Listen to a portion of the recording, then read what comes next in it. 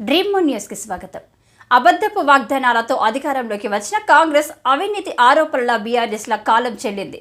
వరంగల్, ఖమ్మం, నల్గొండ పట్టభద్రుల ఎమ్మెల్సీ ఎన్నికల్లో బీజేపీని గెలిపించారని ఆదిలాబాద్ ఎమ్మెల్యే పాషం శంకర్ భూపాలపల్లిలో ఏర్పాటు చేసిన విలేకరుల సమావేశంలో ఆయన మాట్లాడుతూ కాంగ్రెస్ ప్రభుత్వం వద్దకు వాగ్దానాలు చేసి అధికారంలోకి వచ్చి చేసింది ఏమీ లేదన్నారు.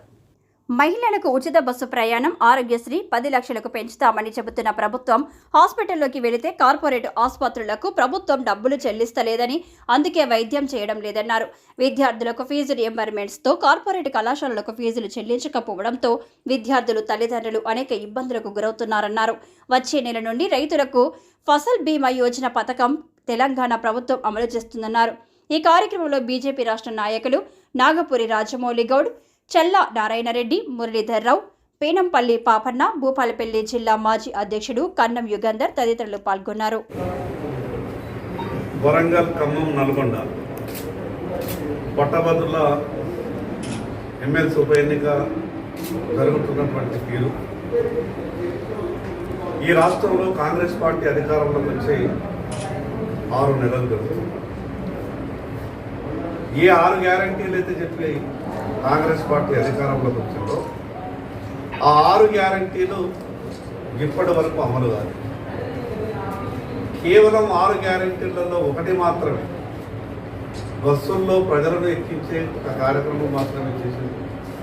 మిగతా 5 గ్యారంటీల గురించి మేము చేస్తున్నాం, ఆలోచిస్తున్నాం, మిగతా విషయాలు మాట్లాడుతున్నాం తప్పితే ఎక్కడ కూడా అమలు చేసినటువంటి దాఖలాలు రాష్ట్రంలో ప్రధానంగా రైతు రుణమాఫీ ఈ రాష్ట్రంలో కాంగ్రెస్ పార్టీ అధికారంలోకి రావడానికి ప్రధానమైనటువంటి ఆకర్షణమైనటువంటి హామీలు రైతు వ్యవసాయ పనులు మొదలైపోయి ఇప్పటికే state level bankers committee meeting జరిగిపోయి అన్ని బ్యాంకులకు ఇప్పటి వరకు డైరెక్షన్ వెళ్ళాలి. కొత్తగా రైతులకు రుణాలు రావాలి. కానీ రాష్ట్ర ముఖ్యమంత్రి గారికి కానీ రాష్ట్ర ప్రభుత్వం కానీ అధికారులు మాకేం సంబంధం లేదు రైతుల రుణమాఫీ గురించి అన్నారు. ఇప్పుడు వర్షాకాలం పనులు మొదలైతాయి, వ్యవసాయ పనులు ప్రారంభమవుతాయి. రాష్ట్ర ముఖ్యమంత్రి గారు ఎన్నికల సమయంలో ఏం మాట్లాడిండు, డిసెంబర్ 9వ తారీఖున మాఫీ చేసే బాధ్యత నాది, రాష్ట్రంలో ఉన్నటువంటి రైతు సోదరులారా బ్యాంకుల దగ్గరికి వెళ్ళి 2 లక్షల రూపాయలు అప్పులు తెచ్చుకున్నారు. ఈరోజు ఏమంటున్నాడు, డిసెంబర్ 9 లేదు, ఆగస్టు 15 తర్వాత రైతు రుణమాఫీ జరుగుతుంది. అసలు రాష్ట్ర ముఖ్యమంత్రి గారికి రైతులు తమ వ్యవసాయ పనులు ఎప్పుడు మొదలు పెట్టుకుంటున్నారు,